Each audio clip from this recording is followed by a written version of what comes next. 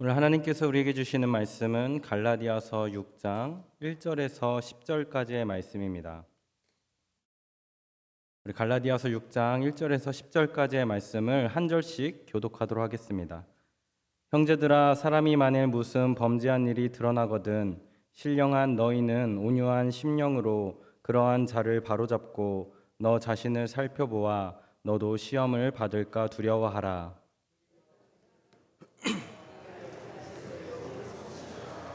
만일 누가 아무것도 되지 못하고 된 줄로 생각하면 스스로 속임이라.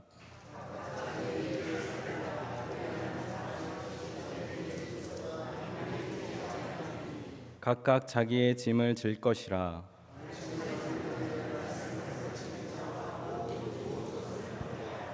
스스로 속이지 말라. 하나님은 업신여김을 받지 아니하시나니 사람이 무엇으로 심든지 그대로 거두리라.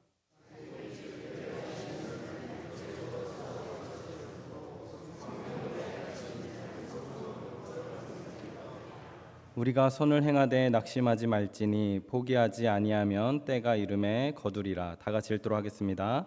그러므로 너희는 기회 있는 대로 모든 이에게 착한 일을 하되 더욱 믿음의 가정들에게 할지니라. 아멘. 꾹꾹 꾹꾹. 어떻습니까? 제가 유튜브 보면서 연습 좀 했는데 이 새 소리를 제가 어릴 적에 시골에 가면은 들었습니다.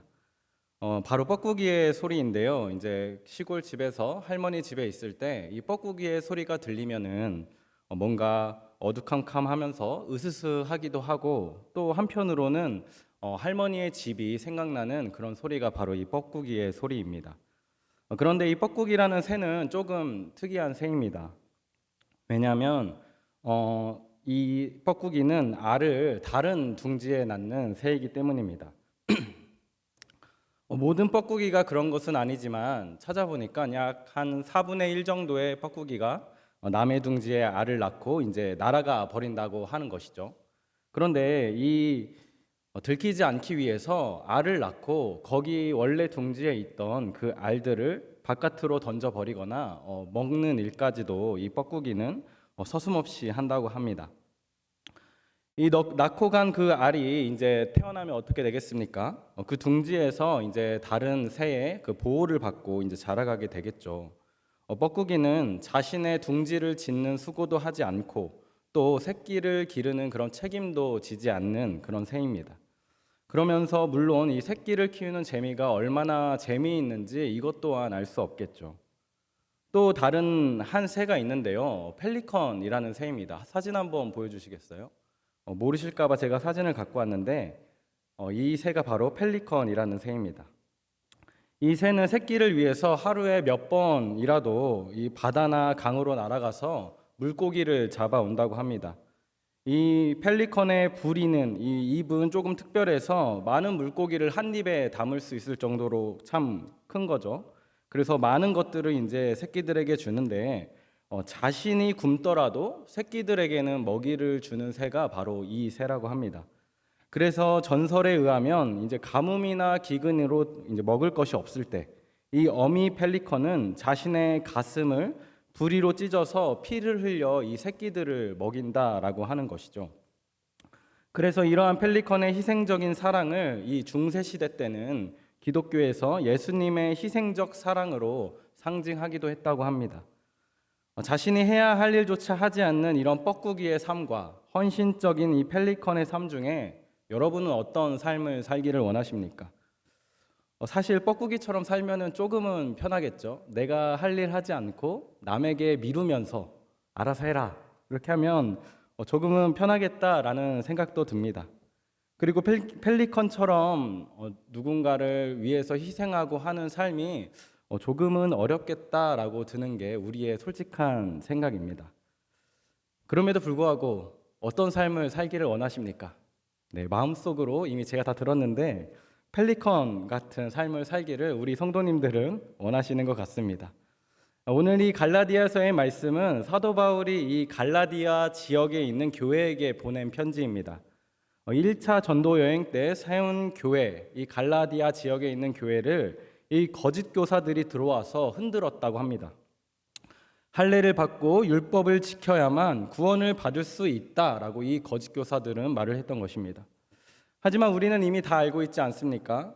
이 종교적인 행위가 우리를 구원에 이르게 하는 것이 아니라 오직 하나님만이 우리를 구원에 이르게 한다는 것을 우리는 알고 있습니다.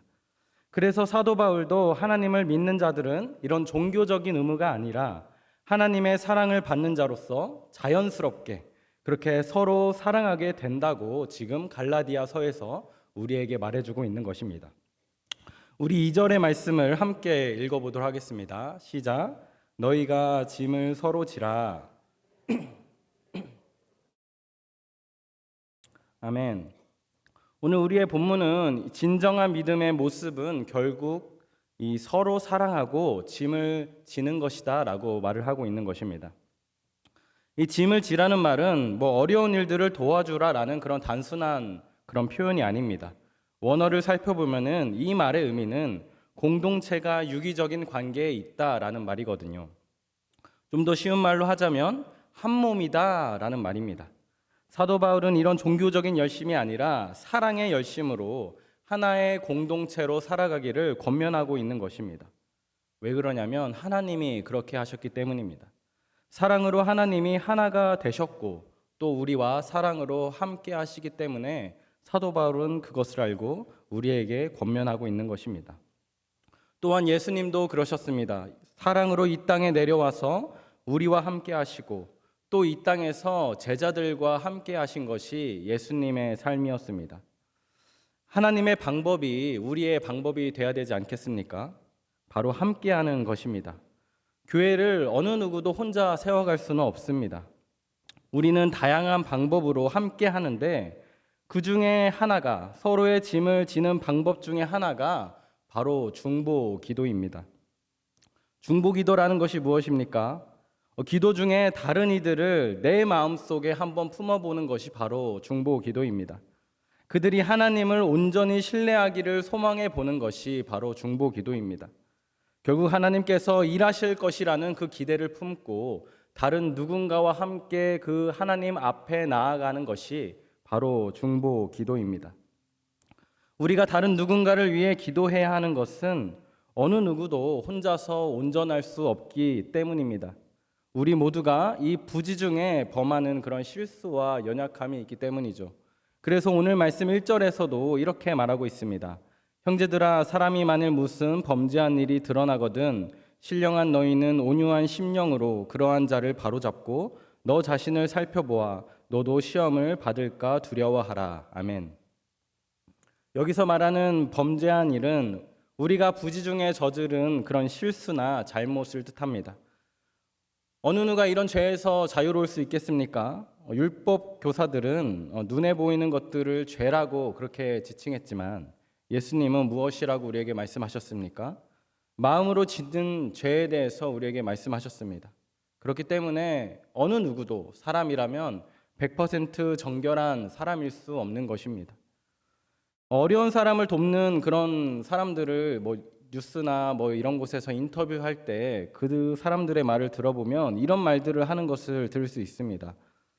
제가 좋아서 하는 겁니다. 제가 이것을 하면서 죄책감도 덜고 제가 좀 더 좋은 사람이 되는 것 같아서 이렇게 하는 경우가 있습니다. 라는 그런 인터뷰를 제가 들었던 적이 있습니다. 이처럼 우리 마음속에는 무언가 100% 순수한 마음으로 누군가를 돕거나 누군가를 사랑하는 일은 어렵습니다. 이처럼 우리는 불완전한 존재입니다. 겉으로는 아무리 선해 보여도 마음속 깊은 곳에는 어떤 작은 이기심과 교만이 우리 마음속에 있는 것입니다. 우리가 그것을 알 때도 있지만 그것을 모르고 살아갈 때도 참 많은 것 같습니다. 그렇기 때문에 우리는 서로를 판단할 자격도 없는 것이고 오히려 온유한 심령으로 서로를 사랑하고 도와야 하는 것입니다. 사도 바울은 이러한 자들과 스스로를 돌아보아야 한다고 그래서 우리에게 오늘 말하고 있습니다. 그들과 내가 주님 안에서 거하지 못할까 두려워하는 마음을 가져라 라고 우리에게 권면하고 있는 것입니다. 하지만 우리는 서로 책임지라는 그 말씀대로 다른 이들을 위해 기도하지 않을 때가 많은 것 같습니다. 바쁘다는 핑계로, 그리고 내 기도조차 할 시간이 없어서, 또 그럴 열심이 없어서 그렇게 기도하지 못할 때도 있지만 아마도 가장 큰 이유는 나 혼자 기도한다는 생각 때문에, 그리고 내가 상처받았기 때문에 그렇게 할 수 없다라고 그런 이유를 우리는 가지고 있습니다. 나를 미워하는 그 사람을 위해 내가 왜 그를 책임지면서 기도해야 하는지 하나님께 따져 물을 때가 우리는 있지 않습니까? 사실 짐을 혼자 지라는 말이 아니라 오늘 말씀에 보면 서로 지라고, 그렇게 서로 사랑하라고 성경은 말을 하고 있는데, 혼자 하는 것이 아니라 모든 책임을 서로 지는 것이라고 말을 하는데, 우리의 삶을 들여다보면은 나 혼자만 하는 것 같이 느껴질 때가 참 많습니다. 관계는 혼자 하는 것이 아니라 함께 하는 것인데, 그렇기 때문에 내가 혼자 있어는 안 되고 이 사람이 있을 때까지 기다려주고 또 아니면 물러나야 하는 것이 지혜롭다라고 요즘 시대는 또한 말하기도 합니다. 하지만 이러한 우리의 대답은 창세기에서 가인이 하나님께 대답하였던 말과 비슷하게 들릴 때가 있는 것 같습니다. 창세기 4장 9절의 말씀입니다. 우리 함께 읽어보도록 하겠습니다. 시작. 여호와께서 가인에게 이르시되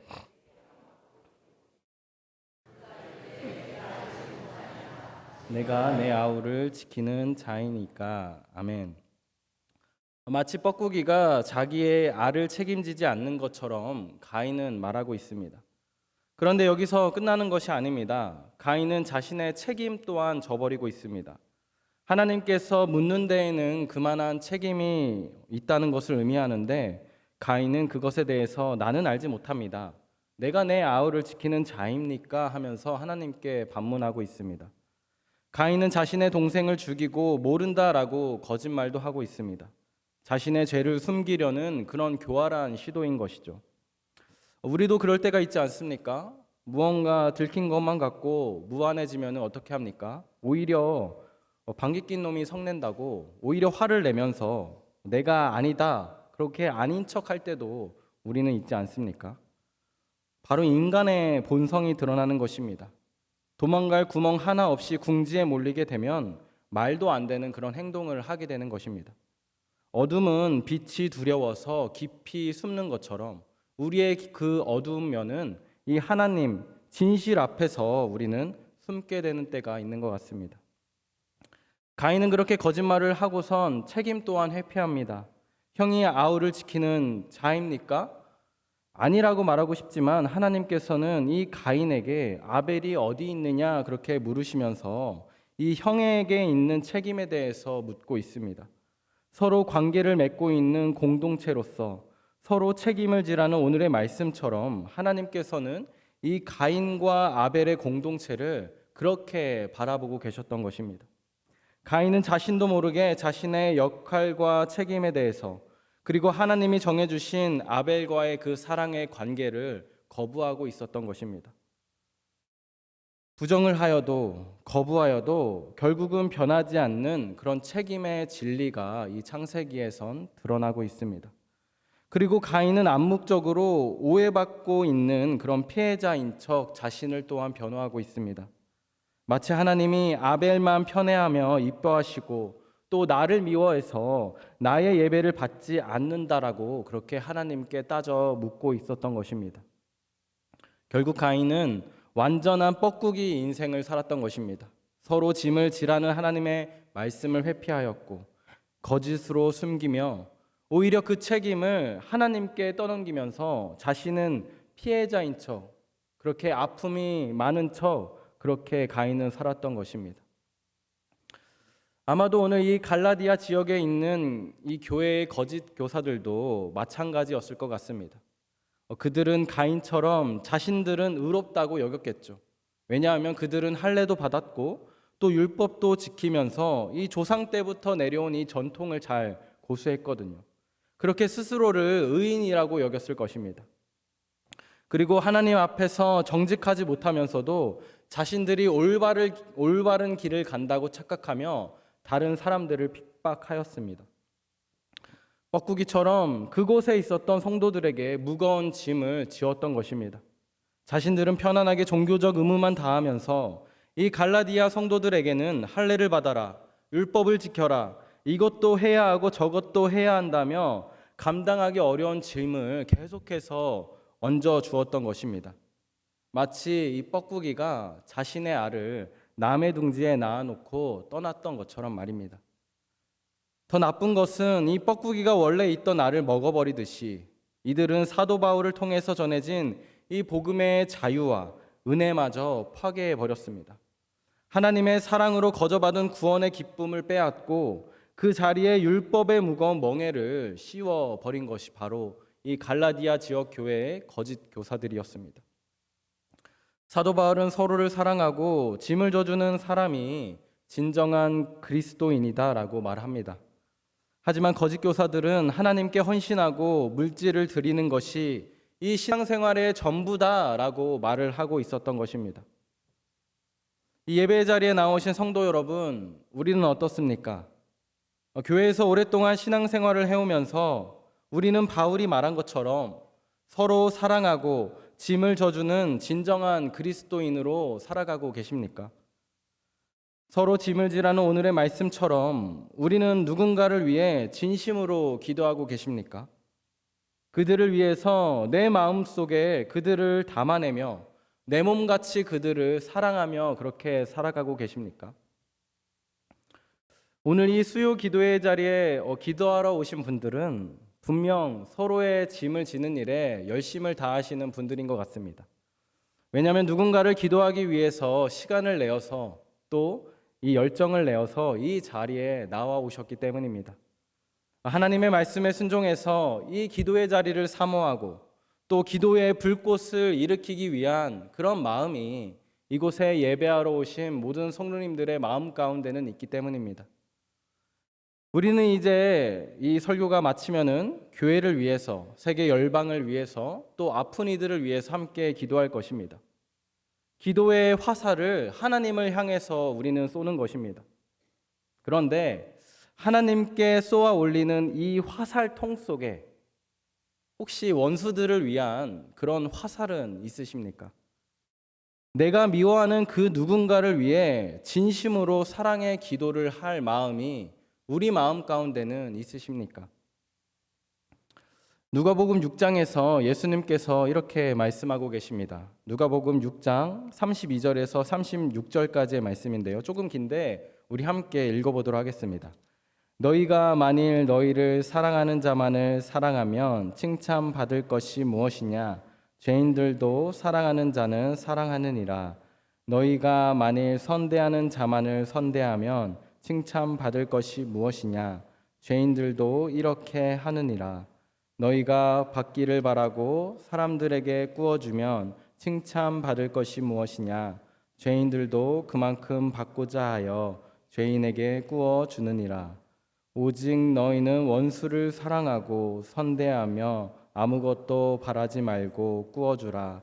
그리하면 너희 상이 클 것이요 또 지극히 높으신 이의 아들이 되리니 그는 은혜를 모르는 자와 약한 자에게도 인자하시니라. 너희 아버지의 자비로우심 같이 너희도 자비로운 자가 되라. 아멘. 사랑할 수 없는 사람을 사랑하는 것이 바로 하나님의 마음이고 그 마음을 알고 살아가는 사람이 은혜를 아는 자라고 이 누가복음 말씀에서는 말하고 있습니다. 우리가 하나님의 말씀을 따르는 것은 우리가 이해돼서 그렇게 하나님의 말씀을 따르는 것이 아닙니다. 하나님의 마음을 알기 때문에 하나님이 무엇을 원하시는지, 하나님이 무엇을 사랑하는지 우리가 알기 때문에 우리의 머리로는 이해가 되지 않아도 우리의 감정으로는 그것이 따라갈 수 없어도 그 모든 것을 포기하고 하나님의 말씀에 순종하는 것입니다. 나를 사랑하시는 그 마음을 알기 때문에 우리가 용기를 내어서 나의 방법을 포기하는 것입니다. 하나님의 자비하심으로 그렇게 한번 해보는 것이 바로 순종인 것입니다. 성도 여러분, 오늘 기도할 때에 나의 원수들을 한번 마음에 품어보시기를 축복합니다. 내가 절대 기도할 수 없는 존재, 하나님 앞에 함께 나아가기 꺼려지는 그 존재와 함께 하나님 앞에 나아가시는 저녁이 되기를 소망합니다. 하나님께서는 그 과정을 통해서 하나님의 얼굴을 우리에게 보여주시며 우리 안에 있는 그 아픔과 슬픈 기억들을 다 치유할 것입니다. 우리는 다른 이들을 마음에 품는 일, 서로의 짐을 지는 일을 포기하지 말아야 합니다. 변하지 않는다고, 내가 매일 기도하고 몇십 년을 기도하더라도 변하지 않는다고 우리는 낙심하지도 말아야 합니다. 우리는 기회가 닿는 대로 서로의 짐을 지는 일을 계속해 나가야 합니다. 그것이 하나님께서 우리를 품으시는 그 마음이고 방식이기 때문입니다. 그럴 때에 우리는 하나님을 닮아가고 예수님처럼 그렇게 이 땅에서 살아갈 수 있는 것입니다. 성도 여러분, 그렇게 기도하시겠습니까? 뻐꾸기처럼 모든 책임을 미루면서 그렇게 나만 편안하게 사시겠습니까? 아니면 뻐꾸기의 알까지 품어내는 그런 사랑의 중보자로 살아가시겠습니까? 예수 그리스도의 마음을 닮아 이 하나님의 방식으로 사랑하며 기도하시는 성도님들이 되시길 주님의 이름으로 축복합니다. 마음이 가물어 눈물 한 방울 나오지 않는 그 누군가를 위해서 내가 대신 눈물을 흘려주고 하나님 앞에 나아갈 힘조차 없는 그 연약한 영혼을 내가 업고 하나님 앞에 나아가고 예수 그리스도께서 자신의 몸을 찢어서 보여주신 그 사랑의 마음으로 우리의 마음을 찢어 다른 사람을 위해 기도하는 사랑의 중보자들이 되시길 주님의 이름으로 축복합니다. 이것이 우리를 통해 이 세상에 흘려보내고 싶어 하시는 하나님의 마음입니다. 이것이 예수님께서 십자가에서 죽으시고 부활하시며 우리에게 보여주신 사랑입니다. 우리 교회가 서로의 짐을 져주는 그런 사랑의 공동체로 더욱 든든히 서가길 주님의 이름으로 축복합니다. 이것이 오늘 우리에게 주시는 하나님의 말씀입니다. 우리 이 시간 다 같이 기도하도록 하겠습니다. 우리가 중보자가 되기를 우리 한번 기도합시다.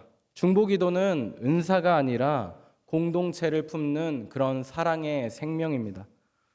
오늘 이 시간 기도할 때에 누군가를 마음에 품고 하나님 앞에 나아가셨으면 좋겠습니다.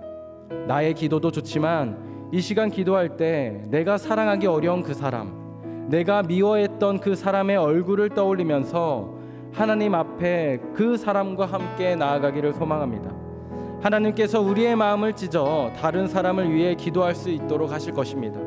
우리의 마음이 찢길 때 예수님의 마음으로 우리가 그렇게 자라날 것입니다. 우리 이 시간 주여 한번 부르짖고 다 같이 들었던 말씀을 기억하시며 통성으로 기도하도록 하겠습니다. 주여,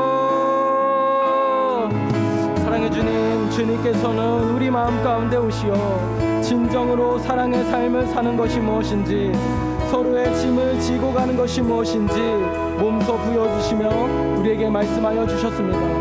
하나님, 뻐꾸기와 같이 삶을 사는 것이 아니라 예수 그리스도의 방법으로, 예수 그리스도의 마음으로 살기를 소망합니다. 하나님, 다른 사람에게 짐을 지어주며 다른 사람을 판단하며 비교하며 그들에게 울물을 얻는 것이 아니라 하나님, 예수 그리스도의 이름으로 자유를 선포하며 그들의 삶 가운데에 사랑이 흘러넘칠 수 있는 삶을 살아갈 수 있도록 하나님, 그런 축복의 사람이 되게 하여 주시옵소서. 하나님, 그런 사랑의 중보자가 되게 하여 주시옵소서. 하나님, 그런 마음을 품고 기도하기를 소망합니다. 내가 생각만 하더라도 마음이 아프고 이름을 부르면은 하나님 목소리 쳐지는 그 사람을 위하여서 하나님, 우리가 기도하기를 소망합니다. 우리의 기도의 화살 속에 그들을 향한 기도가 있기를 소망합니다. 하나님 앞에 그들과 함께 나아가기를 소망합니다. 하나님, 서로 사랑할 때에 하나님이 그곳에 함께 계시고 하나님께서 우리와 동행하신다는 사실을 우리가 기도 가운데 알아가게 하시며 우리가 그들을 우리 마음에 품고 살아가게 하시며, 그렇게 할 때에 하나님의 마음을 더욱더 알아가며 그리스도의 마음을 닮아 그렇게 자라갈 수 있고 성장해 갈 수 있는 우리들 되기를 소망하오니, 그런 우리 사랑의 공동체가 되기를 소망하오니 주님, 우리의 마음을 주장하여 주시옵소서. 우리의 마음을 붙잡아 주시고 우리의 마음을 주님께서 단련시켜 주시옵소서. 사랑해 주님, 오늘 말씀을 통하여서 진정한 사랑의 삶이 무엇인지 우리에게 말씀해 주십니다. 서로의 짐을 지라는 그 주님의 말씀이 우리 삶 가운데 어려움이 아니라 오히려 주님을 닮아가고 주님의 마음을 알아가는 그런 기쁨의 기회가 되게 하여 주시옵소서. 하나님, 우리가 이 시간 기도할 때에 하나님, 우리의 마음이 하나님께 연락되기를 소망합니다. 나만의 기도가 아니라 세상을 품고 다른 이들을 품고 내가 미워하는 원수까지도 품을 수 있는 그리스도의 마음을 주님께서 허락하여 주시옵소서. 우리 교회가 그런 성숙한 교회가 되도록 주님, 우리 교회를 더욱 든든히 세워가 주시고 우리 각 성도들의 마음 가운데에 그 그리스도의 넉넉한 마음을 부어 주시옵소서. 사랑이 많으신 예수 그리스도의 이름으로 기도합니다.